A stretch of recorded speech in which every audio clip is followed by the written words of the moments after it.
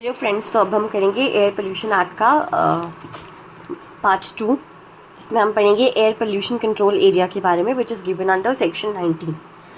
अब section 19 of air act ये कहता है कि state government after consultation of state board क्या कर सकता है, अपने ऑफिशियल गैजेट में क्या डिक्लेयर कर सकता है, क्या नोटिफाई कर सकता है। पहला कि किसी भी एरिया को जो कि स्टेट के अंदर फॉल करता है, क्योंकि यहाँ पे स्टेट गवर्नमेंट है, इसलिए जो स्टेट के अंदर फॉल करता है उसे एयर पोल्यूशन कंट्रोल एरिया घोषित कर सकता है अपनी ऑफिशियल गैजेट में पब्लिश करके। दूसरा, किसी एयर पोल्यूशन कंट्रोल एरिया को ऑल्टर कर सकता है या उसको एक्सटेंड कर सकता है या रिड्यूस कर सकता है, जो भी करना है वो कर सकता है। किसी नए एरिया को एयर पोल्यूशन कंट्रोल एरिया में ऐड करके उसको मर्ज कर सकता है किसी existing air pollution control area में। और अगर किसी एरिया को एयर पोल्यूशन कंट्रोल एरिया घोषित कर दिया है तो स्टेट गवर्नमेंट के पास 3 पावर है। पहला, लेकिन देखना ध्यान से कि पावर सिर्फ स्टेट गवर्नमेंट के पास है, स्टेट बोर्ड के पास नहीं है। स्टेट गवर्नमेंट के पास क्या 3 पावर्स है। पहला, कि वो किसी भी ऐसे फ्यूल का यूज़ प्रोहिबिट कर सकती हैं जिससे एयर पोल्यूशन हो रहा है। जैसे गाड़ी बैन कर दी कि पेट्रोल का यूज़ करने से एयर पोल्यूशन हो रहा है या डीजल का यूज़ करने से, तो वो फॉर द टाइम बीइंग वो प्रोहिबिट कर सकती हैं, लेकिन ये 3 महीने से ज़्यादा नहीं हो सकता। ठीक है। फिर जो भी ऐसे अप्लायंसेस होते हैं जो कि मना है यूज़ करना, सिर्फ अप्रूव्ड अप्लायंसेस को आप यूज़ कर सकते हो किसी भी एयर पोल्यूशन कंट्रोल एरिया के अंदर। ऐसे ही किसी भी अप्लायंस को आप यूज़ नहीं कर सकते हो।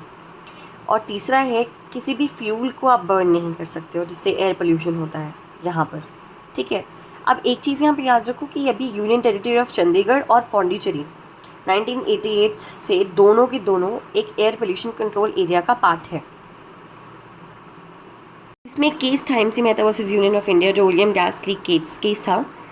इसमें सेंट्रल गवर्नमेंट ने कुछ एरियाज़ को, दिल्ली के कुछ एरियाज़ को पोल्यूशन कंट्रोल के रेफरेंस में डाल रखा था, पोल्यूशन कंट्रोल एरिया घोषित किया था।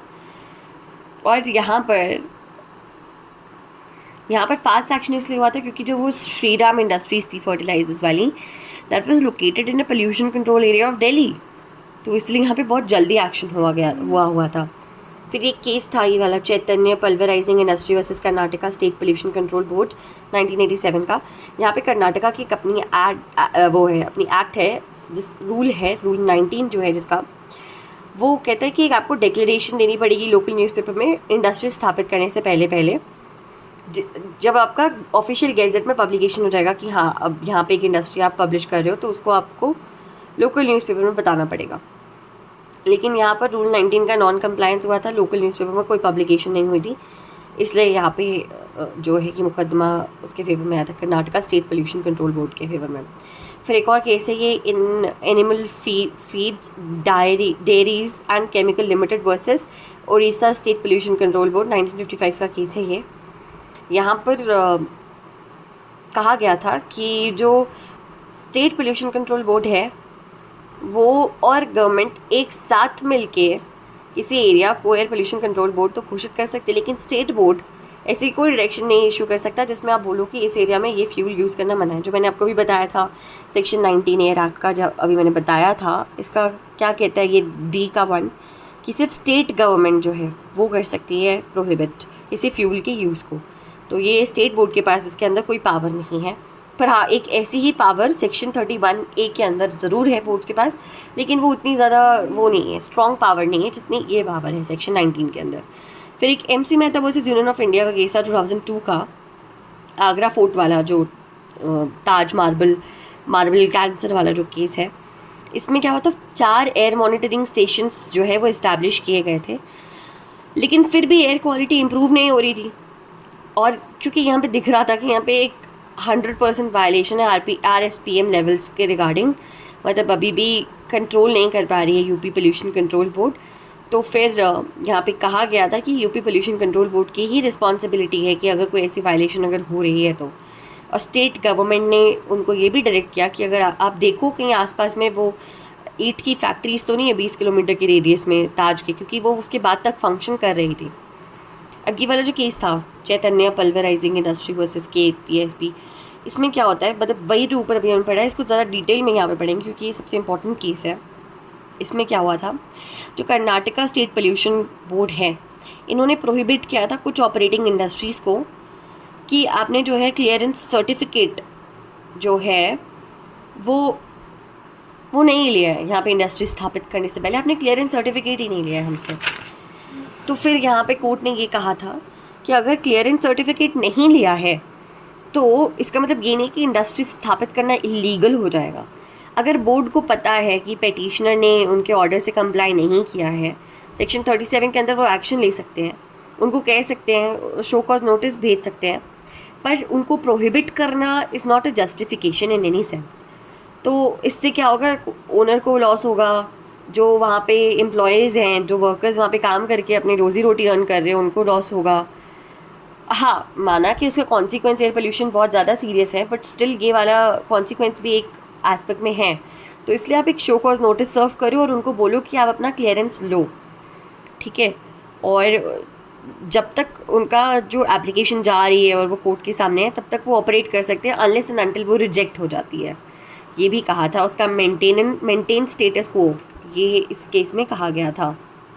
So there is this case Murli S. Deora versus Union of India decided in the year 2002. इस केस में क्या होता है, जो मुरली एस देओरा जो कि पेटिशनर है, ही सेज कि आर्टिकल 21 के अंदर हमारे पास राइट टू लाइफ है, that is right to live healthy life, और किसी भी इंसान को right to life without due process of law नहीं छीना जा सकता है। अब अनडिस्प्यूटेडली ये कहा जा सकता है कि smoking is injurious to health, इसके बहुत सारे हार्मफुल इफ़ेक्ट्स हैं, और पैसिव स्मोकर्स को क्यों ये इफ़ेक्ट्स झेलने पड़े। जो स्मोक करना ही नहीं चाहते हैं, जो अपने विलफुल स्मोकिंग करते ही नहीं हैं, वो क्यों ये इफ़ेक्ट्स झेले जो कि स्मोकर्स अपने आप को देते हैं। वो कि एक नॉन स्मोकर्स जो है वो हेल्पलेस विक्टिम हो गया एयर पोल्यूशन का। तो उन्होंने फिर statements and objects to cigarettes act है, उसमें ये साफ साफ दे रखा है कि सिगरेट जो एक हार्मफुल हैबिट है, बहुत हेल्थ हज़ार्ड्स हैं, जैसे कैंसर होता है, क्रॉनिक ब्रोंकाइटिस होता है, लंग डिजीज़ होते हैं, हार्ट एंड आर्टरीज डिजीज़ होते हैं, कैंसर होता है ब्लैडर में, प्रोस्टेट में, माउथ में, ईसोफेगस में, एंड पेप्टिक अल्सर होता है, बहुत सारे और भी इल इफ़ेक्ट्स होते हैं। और इसमें जो टोबैको होता है, टोबैको को तो यूनिवर्सली कहा गया है कि ये मेजर हेल्थ हज़ार्ड है, और ये directly and indirectly 8 lakh deaths cause करता है हमारी कंट्री में। और आगे और भी स्टैट्स दिए गए थे काफ़ी सारे, जो मैंने हाईलाइट नहीं किए हैं, लेकिन एक इम्पॉर्टेंट ये था कि इसमें ये कहा गया था इसमें कि निकोटिन होता है, टार होता है, पोटेंशियल कार्सिनोजेंस होते हैं, कार्बन मोनोऑक्साइड होता है, एस्फिक्सिएंट्स होते हैं, स्मोक पार्टिकल्स जो कि आपके जो ब्रोंकाइटिस होते हैं उसमें जाके लंग्स को इफ़ेक्ट करते हैं, हार्ट को इफ़ेक्ट करते हैं, ब्रोंकाइट्स को इन्फेक्ट करते हैं, बहुत सारी और इलनेस होती हैं, और ये नंबर दिन प्रतिदिन बढ़ता ही जा रहा है। और passive smoking is also injurious to health. तो हम पैसिव स्मोकर्स ये चीज़ क्यों झेलें, जिसके बाद सुप्रीम कोर्ट ने कहा था कि हाँ, अंडर आर्टिकल 21 पैसिव स्मोकिंग को प्रोटेक्ट करने के लिए उन्होंने स्मोकिंग इन पब्लिक प्लेसेस को प्रोहिबिट कर दिया था इस केस के अंदर, ठीक है। फिर अगला केस है हमारे पास Mahavir coke industry versus pollution control board. तो इस केस में क्या होता है कि इंडस्ट्री थी, अपेलेंट की एक इंडस्ट्री थी जो कि एयर पोल्यूशन कंट्रोल एरिया में काम कर रही थी। एयर पोल्यूशन कंट्रोल एरिया में जो स्टेट बोर्ड द्वारा घोषित था सेक्शन 19 के अंदर, वहाँ पे ऑपरेट करी थी। तो state pollution control board section 26 के अंदर अपनी पावर्स एक्सरसाइज करके इंस्पेक्शन के लिए आता है, ये देखने के लिए कि जो डिवाइसेस यहाँ पे यूज़ किए जा रहे हैं क्या वो अप टू डेट हैं या नहीं। तो ये देख के बोर्ड अपनी कंसेंट वापस ले लेता है इस ग्राउंड्स पे कि जो फैक्ट्री में जो डिवाइसेस है वो काम नहीं कर रहे हैं, ब्लैक स्मोक एमिट हो रही है, और कोई प्रिवेंटिव मेजर यहाँ पे नहीं लिया जा रहा है एमिशंस को रोकने के लिए। और बोर्ड ने ये भी कहा कि लगातार 2 साल से ये हो रहा है, और 2 साल से हम इन्हें डायरेक्ट कर रहे हैं कि अपनी इंडस्ट्री जो है इसको अब देखो ज़रा, एमिशंस को कंट्रोल करो, लेकिन फिर भी नहीं हो रहा है। तो इसलिए उन्होंने डायरेक्ट करा कि एंटी पोल्यूशन कंट्रोल मेजर्स के लिए हम इसे बंद कर देंगे इस इंडस्ट्री को। फर्म्स जो है वो कुछ क्लैरिफिकेशंस इशू करती है कि नहीं, हमने एयर पोल्यूशन कंट्रोल डिवाइसेस का ऑर्डर दे रखा है 2 यूनिट्स का, और इक्विपमेंट्स की 3 यूनिट्स का ऑर्डर आ चुका है, तो वो आएगा, वो इंस्टॉल होगा। उसके बाद फिर से एक इंस्पेक्शन होती है जिसमें वो इंस्टॉल करने के बावजूद वो पोल्यूशन लेवल जो है कंट्रोल नहीं होता है, जिसके बाद 31A के अंदर कहा जाता है कि आप अपनी इंडस्ट्री को बंद कर दो। फिर अगला केस है हमारा MC Mehta versus union of India CNG vehicle case, जो बड़ा एक फेमस केस है। तो इस केस में हुआ क्या था, MC मेहता एक बहुत बड़े इन्वायरमेंटलिस्ट थे और बहुत बड़े इन्वायरमेंटलिस्ट लॉयर थे। तो उन्होंने केस फाइल किया था अलार्मिंग सिचुएशन के बारे में, जो व्हीकल पोल्यूशन जो है हो रहा है दिल्ली में, उसके रिगार्डिंग कि 65% ऑफ पोल्यूटेंट जो है एनवायरनमेंट का, वो बहुत ज़्यादा बढ़ गया है। मतलब व्हीकल के वजह से पोल्यूशन 65% जो पोल्यूशन है दिल्ली का वो व्हीकल से होता है, और पेट्रोल और डीजल से जो ऑपरेट होती हैं गाड़ियाँ उससे तो बहुत ज़्यादा ही हो रहा है। और इससे क्या हो रहा है कि बच्चों में और लोगों में ना ब्रोंकियल डिजीज़ या रेस्पिरेटरी डिजीज़ बहुत ज़्यादा हो रही हैं। फिर उनका कॉग्निटिव डेवलपमेंट बहुत लेट हो रहा है, लो IQ हो रहा है बच्चों का इसी वजह से दिल्ली के। तो इसलिए इन्होंने कोर्ट में केस कर दिया फंडामेंटल राइट का वायलेशन बोल के। तो हाई पावर कमेटी की इस्टेब्लिशमेंट की बात की सुप्रीम कोर्ट ने यहाँ पे, और सेंट्रल गवर्नमेंट को कहा था ये हाई पावर कमेटी के अपॉइंटमेंट हो, जो कि क्या काम करेगा। पहला, असेसमेंट बनाएगा जो टेक्नोलॉजीज़ अवेलेबल है वर्ल्ड में उनके बारे में, जो व्हीकल पोल्यूशन को कंट्रोल करने के लिए टेक्नोलॉजीज़ वर्ल्ड लेवल पे यूज़ हो रही हैं उनकी एक असेसमेंट लिस्ट बनाएगा। दूसरा, एक और असेसमेंट बनाएगा कि करंट स्टेटस क्या है टेक्नोलॉजी जो इंडिया में अवेलेबल है पोल्यूशन कंट्रोल करने के लिए। तीसरा, लो कॉस्ट ऑल्टरनेटिव्स ढूंढेंगे पोल्यूशन, जो हमारे व्हीकल्स चल रहे हैं उनमें पोल्यूशन लेवल कम हो, इसकी वजह से एक लो कॉस्ट ऑल्टरनेटिव लाने की बात की गई थी। और चौथा, कहा गया था कि फीजिबिलिटी ऑफ मेजर्स जो हम मेजर्स लाएंगे उनकी फिजिबिलिटी क्या है, वो शॉर्ट टर्म और लॉन्ग टर्म बेसिस में क्या सुधार कर सकते हैं। और कुछ स्पेसिफिक पांचवा ये कहा गया था कि कुछ स्पेसिफिक रिकमेंडेशंस को लीगल रेजोल्यूशन, जो क्या लीगल वे क्या होगा इम्प्लीमेंटेशन का, थर्ड वाले पार्ट को वो भी दिखे रहे। तो एक कमेटी इस्टेब्लिश हुई थी जो कि थी मिस्टर जस्टिस के एन सैकिया के अंडर 1991 में, जो कि रिटायर्ड जज थे।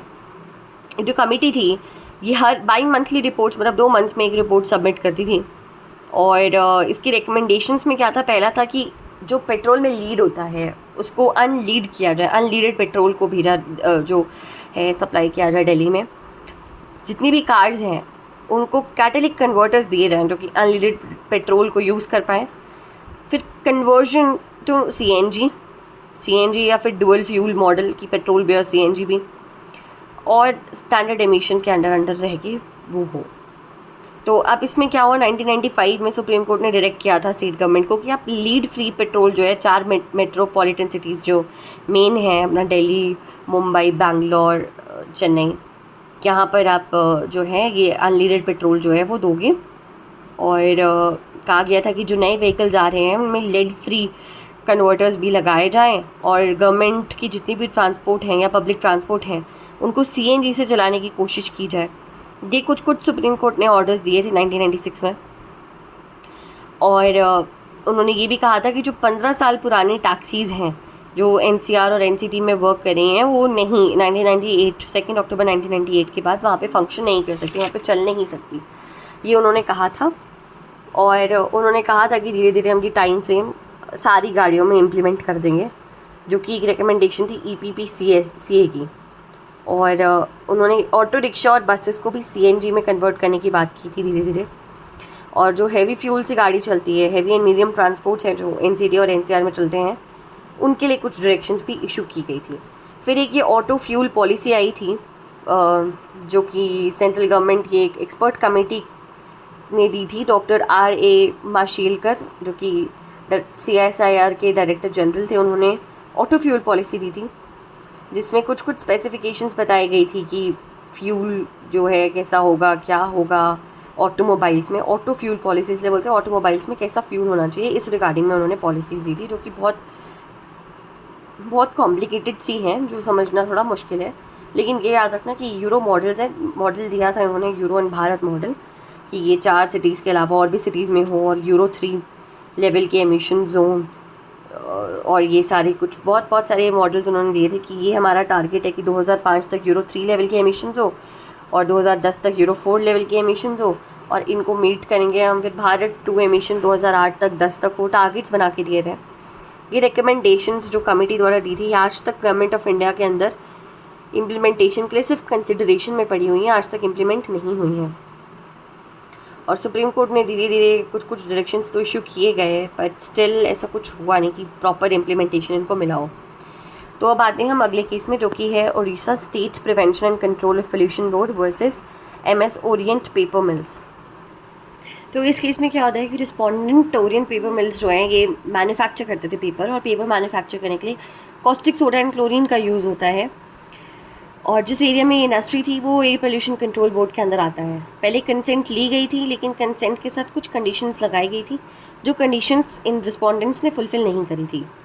तो जो वो कंप्लेंट फाइल हो गई कोर्ट ऑफ SDGM में। SDGM ने कहा कि रिस्पोंडेंट्स जो हैं 37(1) के अंदर उन्होंने प्रोविजंस को फॉलो नहीं किया है, और सेक्शन 21 एंड 22 के अंदर ये एक्ट जो है ठीक है।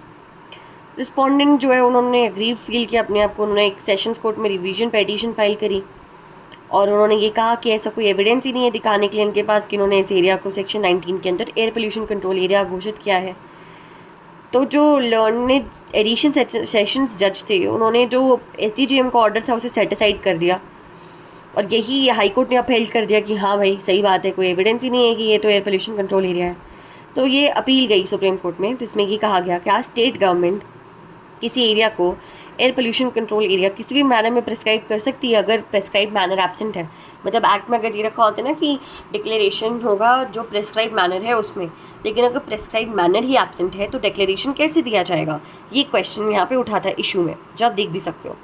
तो यहाँ पे सुप्रीम कोर्ट ने ये कहा कि स्टैट्यूट में ना ये दे रखा है कि आप जो अपनी बॉडीज़ हैं, जो स्टेट बोर्ड्स हैं, ये अपनी पावर को स्टैट्यूट के ऊपर डिपेंड करके जो है मतलब अपनी पावर्स को एक्सरसाइज कैसे करेंगी। The exercise of power conferred by the statute does not depend on existence of rule.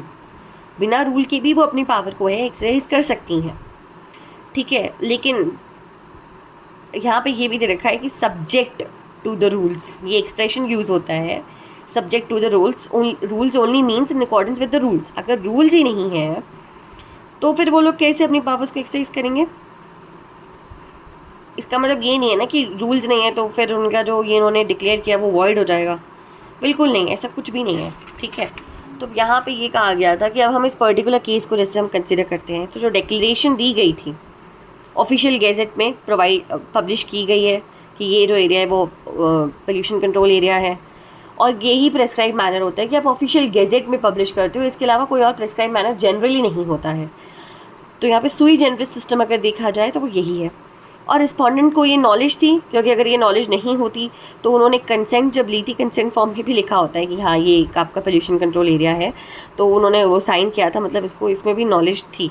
तो इसलिए उन्होंने कहा कि ये अपील बिल्कुल अलाउ की, और जो ऑर्डर था निचली अदालतों का, हाई कोर्ट और सेशंस कोर्ट का, उसे सेट असाइड कर दिया गया था इस केस में। फिर हमारे पास आता है लास्ट केस है जो हमारे अभी तक का, ये है हमारा MC Mehta versus union of India Taj trapezium case.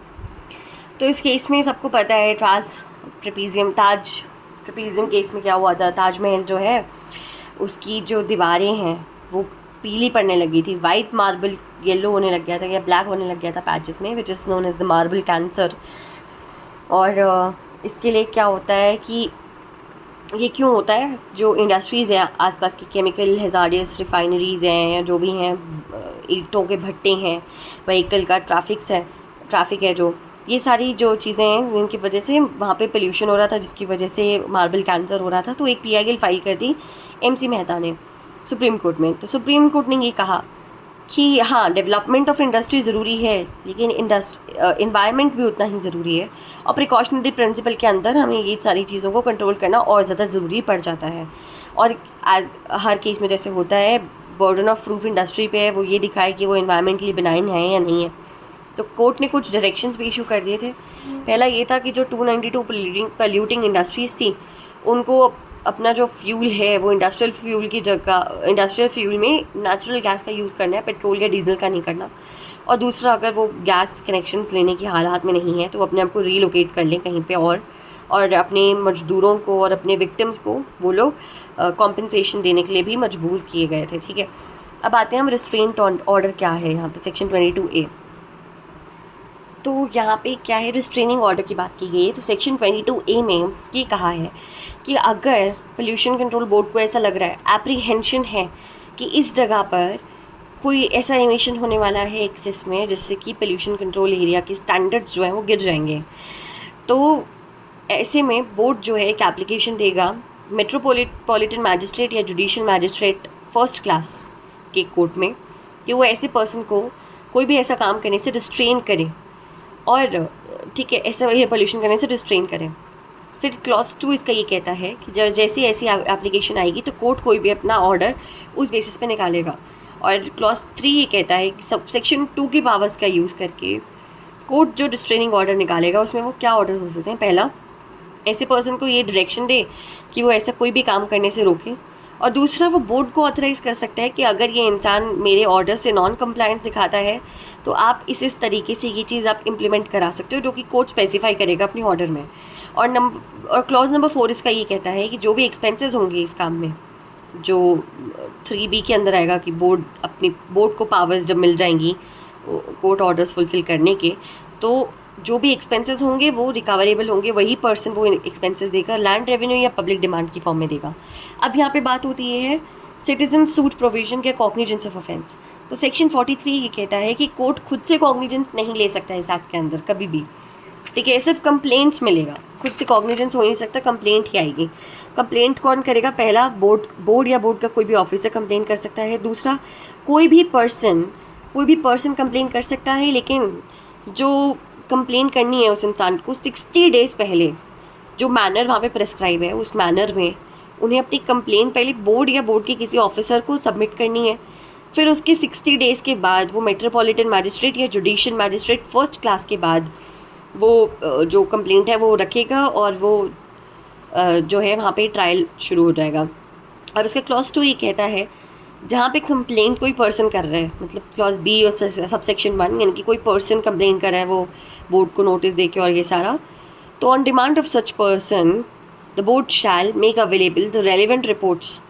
Board को रेलिवेंट रिपोर्ट्स को देना पड़ेगा उस इंसान को, लेकिन बोर्ड इस काम को करने से मना कर सकते हैं। यहाँ पे प्रोवाइडर्स रखा है कि वो बोर्ड जो है इस काम को करने से मना कर सकता है कि अगर बोर्ड की ओपिनियन में ऐसा इंसान उसको रिपोर्ट देना पब्लिक ओपिनियन या पब्लिक इंटरेस्ट के अगेंस्ट है तो ये था हमारा एयर पोल्यूशन कंट्रोल एक्ट।